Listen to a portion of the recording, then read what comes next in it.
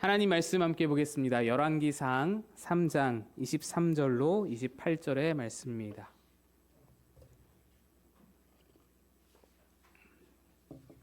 구약 성경 515면에 있는 열왕기상 3장 23절로 28절의 말씀입니다. 우리 교독해서 읽겠습니다. 왕이 이르되 이 여자는 말하기를 산 것은 내 아들이요 죽은 것은 내 아들이라 하고 저 여자는 말하기를 아니라 죽은 것이 내 아들이요 산 것이 내 아들이라 하는도다 하고 또 이르되 칼을 내게로 가져오라 하니 칼을 왕 앞으로 가져온지라. 왕이 이르되 산 아이를 둘로 나누어 반은 이 여자에게 주고 반은 저 여자에게 주라.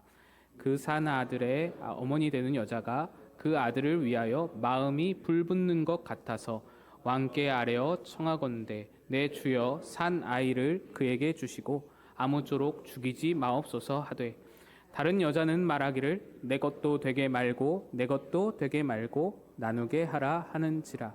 왕이 대답하여 이르되 산 아이를 저 여자에게 주고 결코 죽이지 말라. 저가 그의 어머니이니라 하매 온 이스라엘이 왕이 심리하여 판결함을 듣고 왕을 두려워하였으니 이는 하나님의 지혜가 그의 속에 있어 판결함을 봄이더라. 아멘. 기도하겠습니다. 하나님 아버지, 여러 가지 혼란스러운 나라 상황 가운데 주님을 의지하며 주님의 은총을 구하며 주님 앞에 나아온 하나님의 백성들입니다.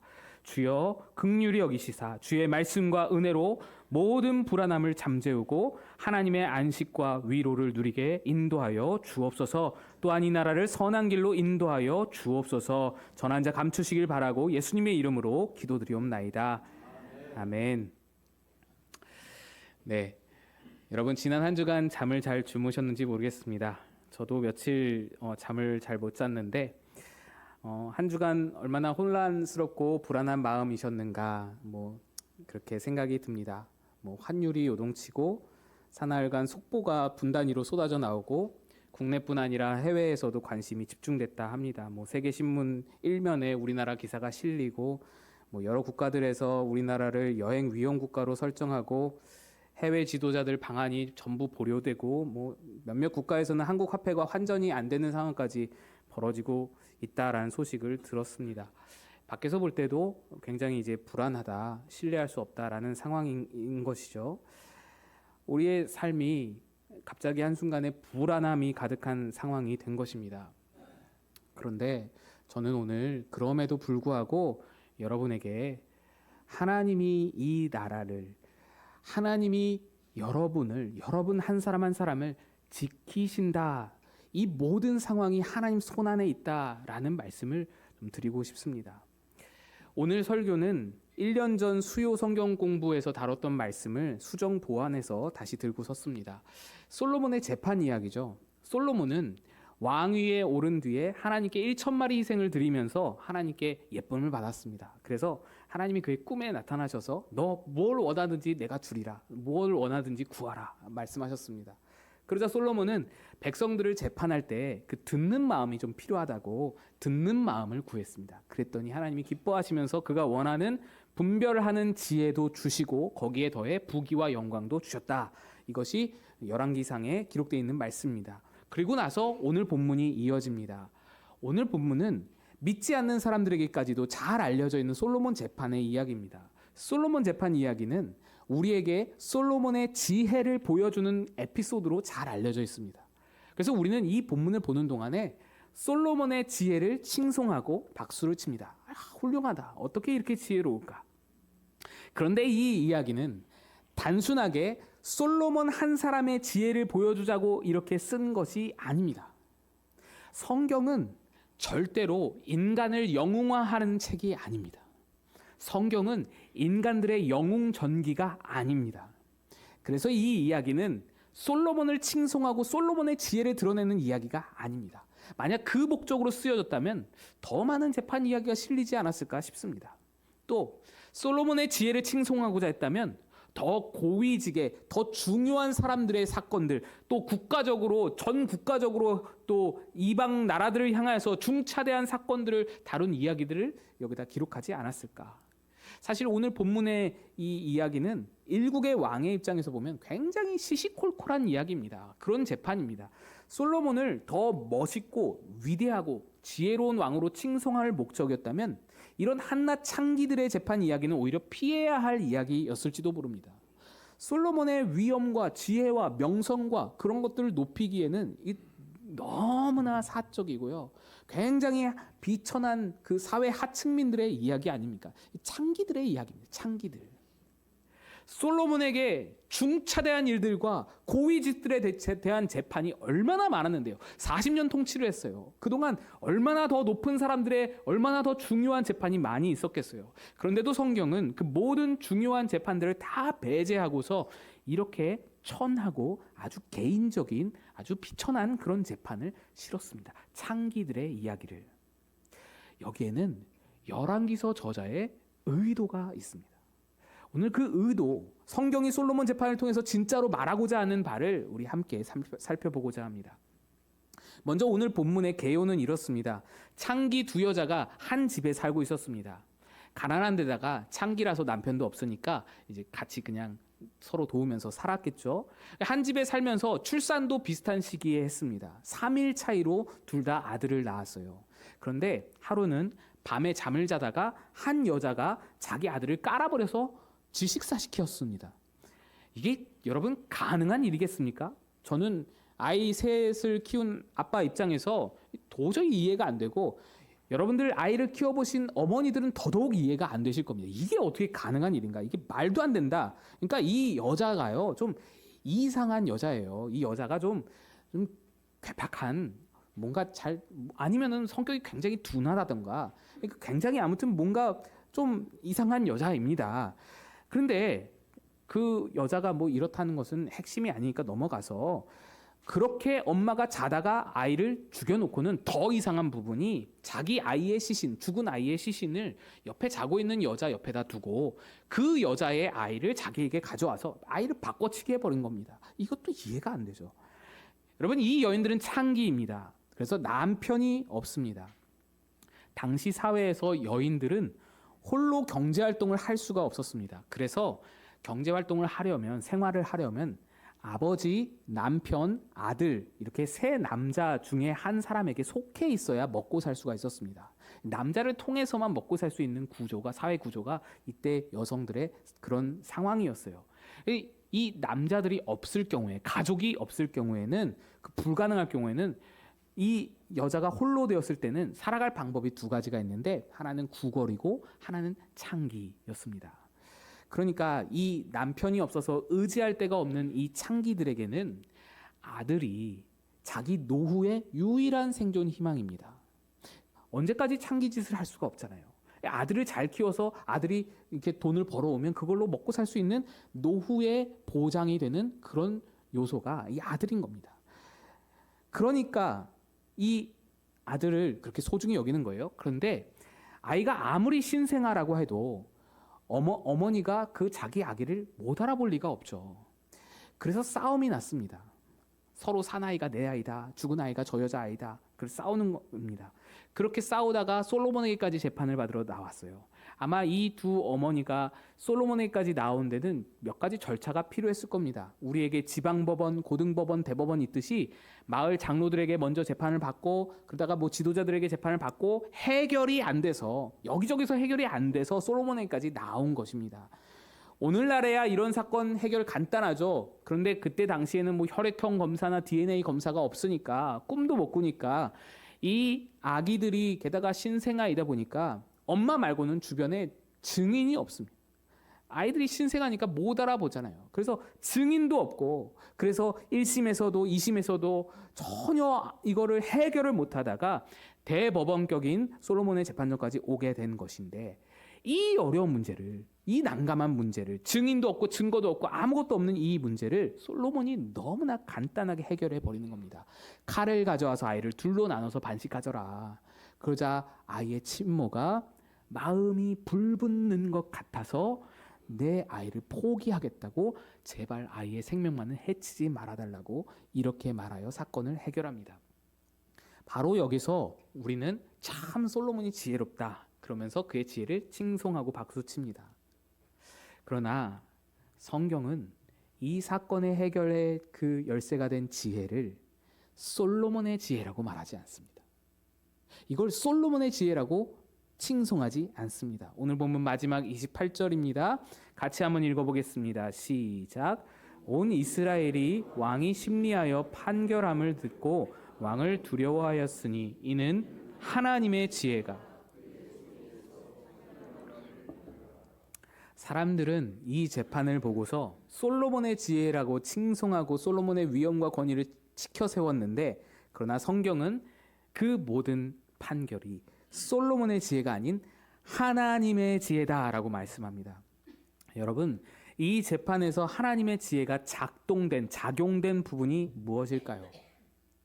칼을 가져와라, 이게 하나님의 지혜일까요? 그게 아닙니다. 하나님의 지혜는 훨씬 더 근본적인 것에 작용이 되었습니다. 그게 뭐냐? 바로 모성애입니다. 모성애. 하나님의 지혜는 모성애를 캐치해냈고 그것을 밝혀낼 방법으로 칼을 가져와라 라고 했습니다. 사실 방법으로는 칼을 가져오든 물통을 가져오든 뭘 가져오든 상관이 없습니다. 하나님의 지혜가 솔로몬에게 모성애를 자극하라고 가르쳐준 겁니다. 이게 핵심입니다. 이 모성애라는 것은요, 솔로몬은 잘 모르는 거예요. 솔로몬에게는 잘 이해가 안 되는 부분입니다. 여러분, 이 재판을 생각해 보면요, 이 재판에서 이긴 자는 아들을 얻습니다. 그리고 진 자는 평생 아들을 죽인 어머니로 비난을 받게 됩니다. 이 재판을 이긴 자는 아들을 통해서 노후를 보장받게 되고요, 지는 자는 평생 비난을 받으면서도 구걸을 해야만 하는 상황입니다. 솔로몬도 모성애라는 것을 아예 모르는 그런 상황은 아니죠. 어머니 밧세바를 통해서 모성애를 느껴봤고 경험해봤기에 어느 정도 알긴 알 겁니다. 하지만 모성애라는 것이 아들을 살리기 위해서 내 미래를 다 내어 바칠 정도가 될 줄은 솔로몬도 모른다는 거예요. 자기 노후를 다 포기하고 자기가 거지가 되고 구걸하는 인생이 되더라도, 내가 아들을 깔아 죽인 여자라는 비난을 받게 되더라도, 평생 그런 비참한 삶을 살게 되더라도, 그래도 내 아들은 살아야 돼. 그래도 내 아들은 살려야지. 내 아들을 내 곁에 두지 못하더라도, 내가 갖지 못하더라도 살아만 있어다오 라는 정도로 모성애가 강하다는 것은 솔로몬이 생각을 못한다고요. 거기까지 솔로몬이 나아갈 수가 없습니다. 솔로몬에게는 부인이 1000명이 있었고요, 거기다 태어난 아들들도 수없이 많았습니다. 그는 모성애가 어떤 것인지도 모르지만 가난한 과부에게 태어난 외아들이 어떤 의미인지는 죽었다 깨나도 모릅니다. 여러분 생각해 보세요. 여러분에게 있는 아들들도 소중한데, 가난한 과부 창기에게, 남편도 없는 여자에게, 그 여인에게 태어난 아들의 소중함, 얼마나 소중하겠어요. 그는 나 자신이에요. 또 다른 나입니다. 생명으로 연결되어 있는 겁니다. 내 인생이 망가지더라도 그가 어딘가에서 살아있다면 그걸로 만족이 되는 그런 관계가 이 관계잖아요. 이 과부의 외아들은 내가 완전히 거지가 되어서 구걸하는 인생이 되어서 비난받는 인생이 되어서 처참한 인생으로 나머지 인생을 살더라도, 이 아들이 어딘가에서 뚜벅뚜벅 그렇게 삶을 살아내면, 멋있게 살아내면은 그걸로 만족이 되는 것이 모성애입니다. 그게 모성애잖아요. 솔로몬은 그걸 모르는 겁니다. 그래서 이 판결은 솔로몬의 지혜가 아닌 하나님의 지혜로 판결된 것입니다. 하나님은 모성애를 아주 잘 아십니다. 한낱 비천한 창기들에게까지 모성애를 담아주신 분이 하나님이십니다. 솔로몬은 잘 모르지만 하나님은 모성애에 대해서 너무 아시는 거예요. 어떻게 잘 아십니까? 하나님이 모성애를 가지셨기 때문에. 그게 아닙니다. 하나님이 모성애를 가지셨다는 말로도 부족합니다. 하나님은 모성애를 시작하신 분입니다. 하나님은 모성애의 원래 주인이십니다. 모성애라는 마음을 시작하신 분이 하나님이십니다. 사실 우리가 모성애라고 이름을 붙였을 뿐이지, 그 모성애를 시작하신 분이, 모성애를 원래부터 가지고 계신 분이 하나님이십니다. 하나님은요, 이 땅의 인간들, 여러분을 향해서 본능적인 사랑을 느끼십니다. 본능적인 사랑. 조건이 없어요. 사랑할 만한 이유와 조건과 목적이 없어요. 없는데도 그냥 사랑이 나온다고요. 사랑이 본능적으로 하나님 마음에 있다고요. 그게 모성애 아닙니까? 그리고 그렇게 애끓는 사랑을 조금이라도 인간들이 느낄 수 있도록 하기 위해서 모성애라는 이름으로 어머니들에게, 이 땅의 어머니들에게 나눠서 담아주신 것이 하나님의 그 은혜, 지혜, 하나님의 모성애입니다.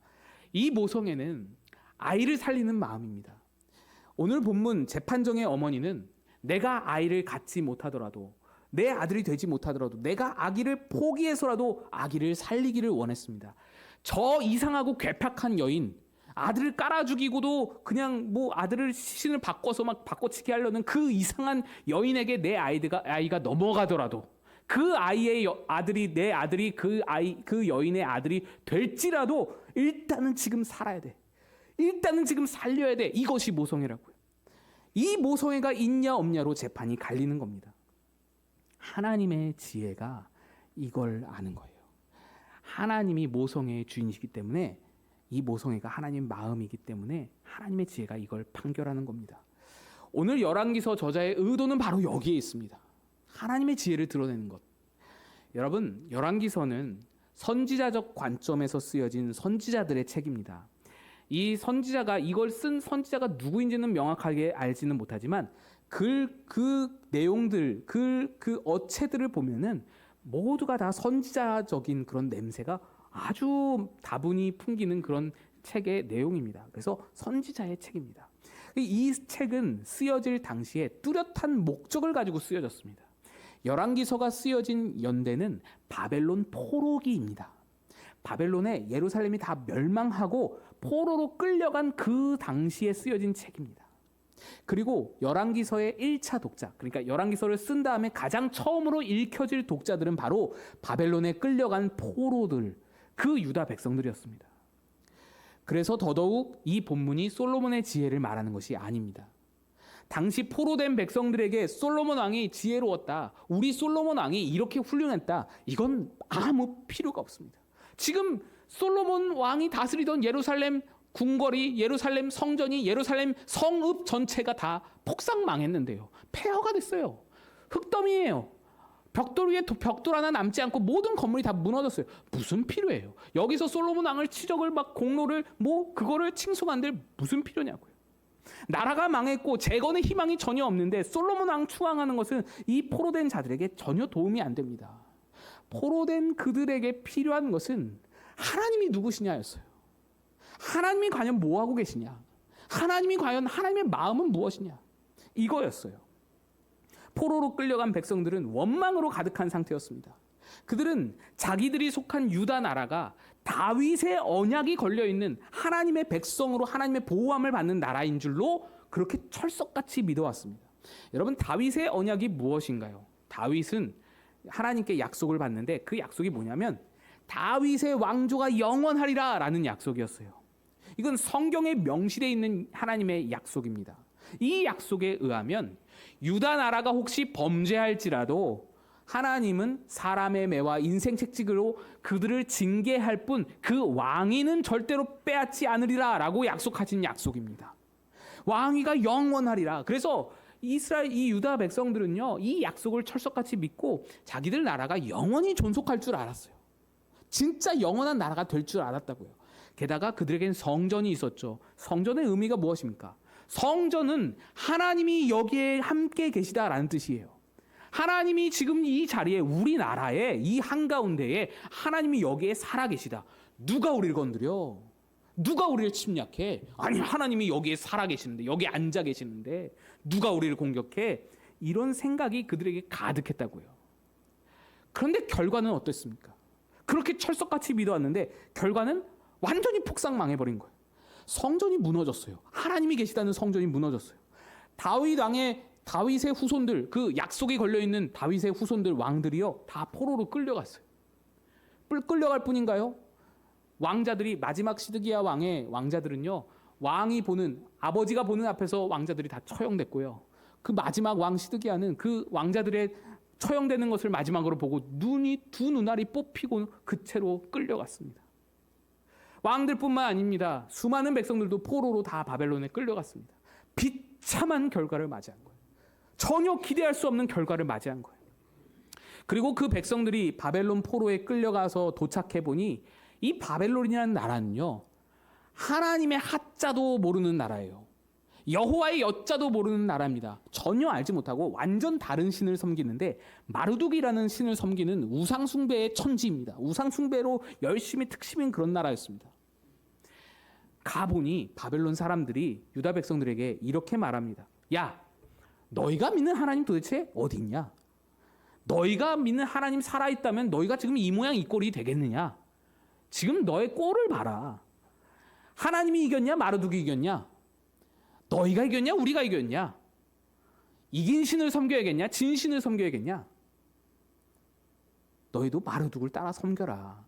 그 패배한 그런 능력 없는 무능력한 여호와 하나님 신 섬기지 말고 우리처럼 마르둑 신 섬겨. 그만해. 이런 조롱을 받았습니다.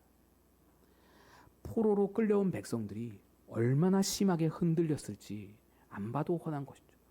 그들의 정체성이 흔들렸습니다. 그들의 신앙이 흔들렸어요. 진짜로 하나님 살아계신 거 맞나? 우리 조상 대대로 이어져 온 이 핏줄에 새겨진 이 신앙이 흔들리는 거예요. 이거 진짜 맞나? 우리가 진짜 제대로 믿은 거 맞나? 이거 하나님이 진짜 살아계신 거 맞나? 이거 흔들리는 겁니다. 하나님을 믿고 유다 나라가, 다윗 왕조가 영원히 유지될 것이라고 철석같이 기대했는데 그 기대했던 만큼 실망으로 돌아와서 어마어마한 실망감에 빠져버린 거예요. 바벨론에 포로된 백성들은 하나님께 실망하고 있었습니다. 하나님을 의심하고 불신하고 있던 상태였습니다. 마구마구 흔들리는 상태였습니다.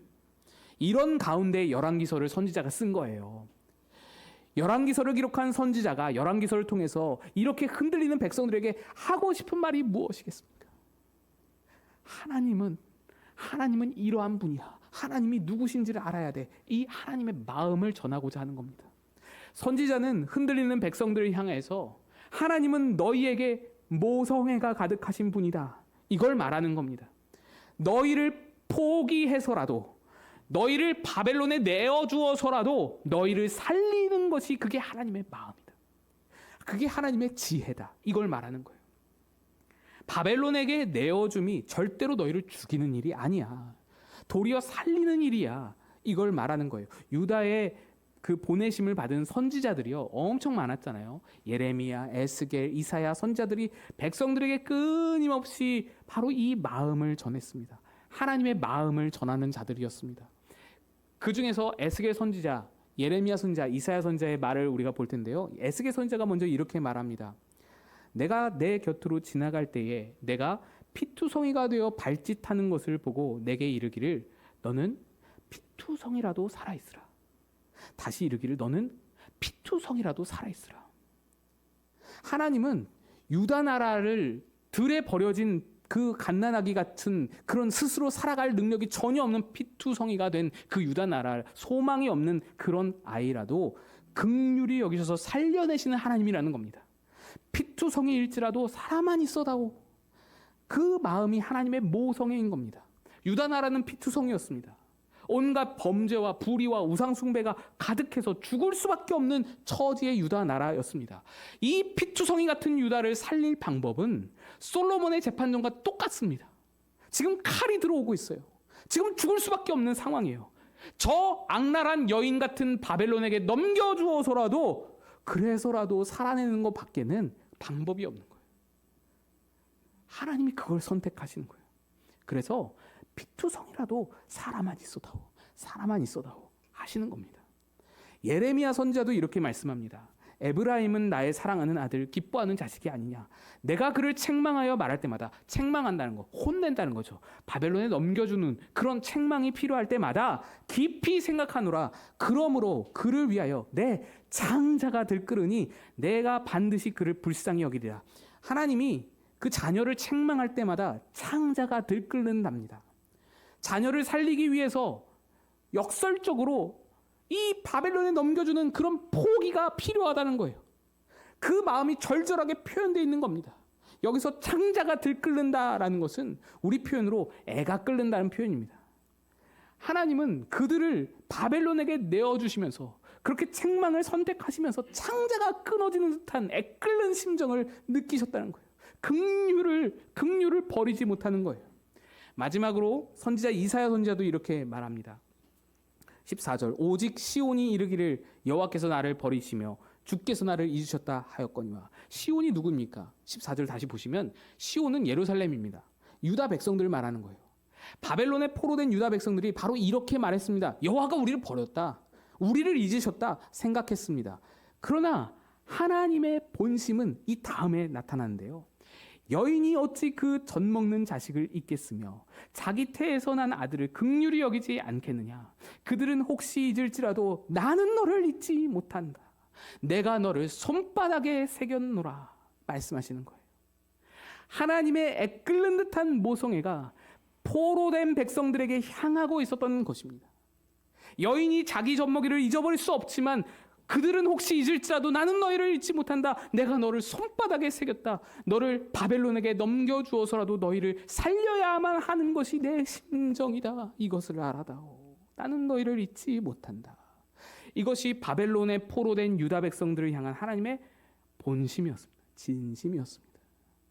솔로몬 재판 이야기는 세차게 흔들려서 하나님에 대해서 실망하고 의심하고 하나님에 향한 불신까지 일어나는 모든 포로된 백성들에게 바로 이 하나님의 마음을 전할 의도를 가지고 기록된 이야기였습니다.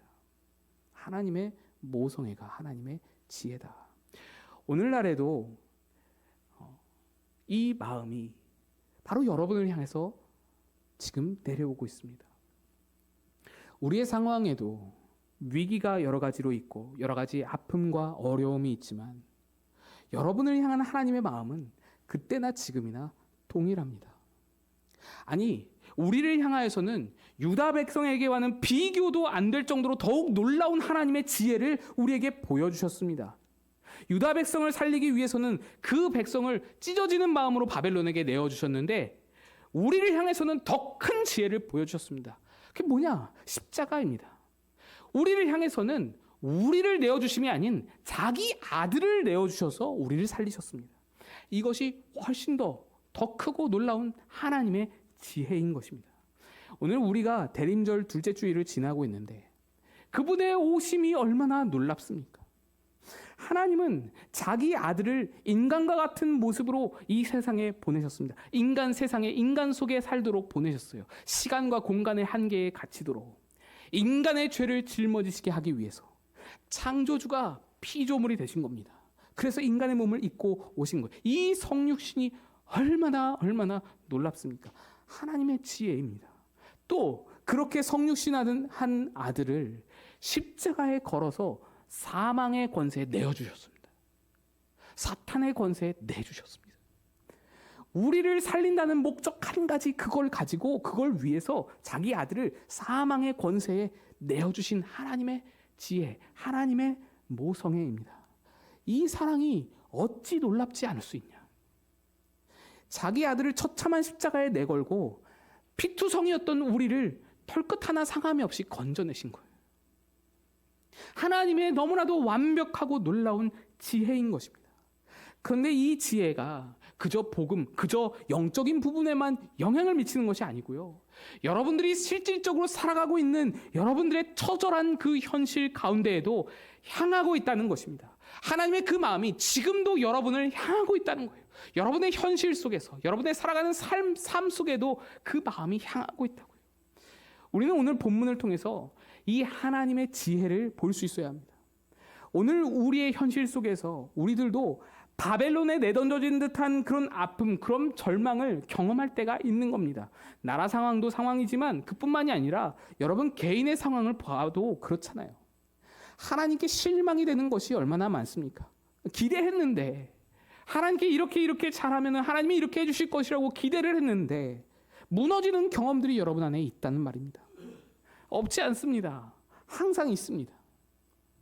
마치 하나님이 갓난아기 같은 나를, 정말 연약한 나를 저 이상한 여자에게 넘겨주는 것 같은 느낌, 그런 상황. 무력한 유다 같은 나를 저 아주 악독한 바벨론 나라에 넘겨주는 것 같은 그런 상황. 그래서 무너지고 아프고 힘들고 수십 년 동안 교회 다니면서 잘 쌓아왔던 신앙마저도 흔들려버린 듯한 상황이 우리에게도 있을 수 있다는 겁니다. 하나님 살아계신 거 맞나? 하나님 나와 함께 하신 거 맞나? 나를 버리신 거 아닌가 하는 상황이 우리에게도 있을 수 있다는 겁니다. 그러다 보니 우리들도 포로된 유다 백성들과 똑같이 하나님 나를 버렸어. 하나님 나를 잊은 것 같아. 하나님 계신 거 맞는지 모르겠어. 말이 튀어나오고요. 원망과 불신의 말들이 입에 담길 때가 있다는 것입니다. 그러나 오늘도 지금도 여러분들이 불만과 원망을 쏟아내는 그 순간조차도 하나님의 마음은, 하나님이 여러분에게 하시는 말씀은 포로된 유다 백성들에게 하신 것과 똑같이 이렇게 말씀한다는 거예요. 피투성이라도 살아있으라. 피투성이라도 살아있으라. 너는 나의 사랑하는 아들, 기뻐하는 자식이 아니냐. 내가 너를 책망하여 말할 때마다 내가 깊이 생각하노라. 그러므로 너를 위하여 내 창자가 들끓으니 내가 반드시 너를 불쌍히 여기리라. 여인이 어찌 그 젖 먹는 자식을 잊겠으며 자기 태에서 난 아들을 긍휼히 여기지 않겠느냐. 그들은 혹시 잊을지라도 나는 너를 잊지 못한다. 내가 너를 내 손바닥에 새겨놓으라. 피투성이라도 살아있으라. 피투성이라도 살아있으라. 살아만 있어다오. 여러분을 향하신 하나님의 이 모성애, 이 마음을 깨달아 알면 우리가 처한 모든 상황이 저 괴팍한 여자에게 던져진 것 같은 그런 아기 같은 상황일지라도, 우리에게 닥친 상황이 아무리 거대한 바벨론에게 내버려진 듯한 그런 상황일지라도 하나님의 모성애, 하나님의 지혜, 그 하나님의 사랑이 우리에게 있으면, 그 사랑을 깨달아 알게 되면 두렵지 않다는 거예요. 무섭지 않다는 거예요. 여러분을 향한 하나님의 사랑이 바벨론보다 크십니다. 어떤 크고 복잡한 문제도 하나님의 계획 안에, 하나님의 손 안에 있는 우리들을 망가뜨릴 수 없고 우리를 해칠 수가 없습니다. 우리의 모든 상황과 문제 위에, 아니 이보다 더 심하고 더 크고 더 어려운 문제, 혹시 대한민국이 망해버리는 그런 문제라고 할지라도 그 위에 그보다 더 크신 하나님의 사랑과 하나님의 지혜와 하나님의 모성애가 여러분을 향하고 있다는 것입니다. 이걸 우리가 믿을 때, 이걸 우리가 바라볼 때에 우리 안에 있는 모든 근심과 걱정과 불안과 염려를 떨쳐낼 수 있는 겁니다. 우리는 이걸 바라보는 자들입니다. 어떤 상황을 바라보는 것이 아니라 하나님으로부터 내려오는 그 지혜, 그 모성애를 바라보는 자들입니다. 솔로몬의 재판 이야기를 통해서 하나님은 우리를 향한 자기의 모성애를 드러내십니다. 여러분의 문제 앞에서, 불안하고 두려운 위기 상황 앞에서 이 하나님의 마음을 기억하시기를 축복합니다. 우리 세 가지 말씀 중요하거든요. 선지자들의 세 가지 말씀, 이거를 기억하기를 바라면서 한번 여러분 저를 따라해 주시기를 부탁드립니다. 제가 먼저 말하면 여러분이 따라해 주세요. 피투성이라도 살아 있으라. 내가 반드시 너를 불쌍히 여기리라. 그들은 혹시 잊을지라도 나는 너를 잊지 않는다. 내가 너를 손바닥에 새겼노라. 아멘. 같이 찬양하겠습니다. 우리 잘 모르실 만한 찬양이라서 같이 한번 불러보고 반복해서 부르도록 하겠습니다.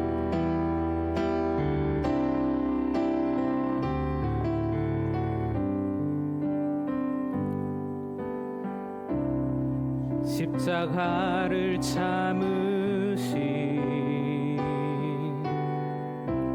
어린 양 예수, 내 죄 씻어주시고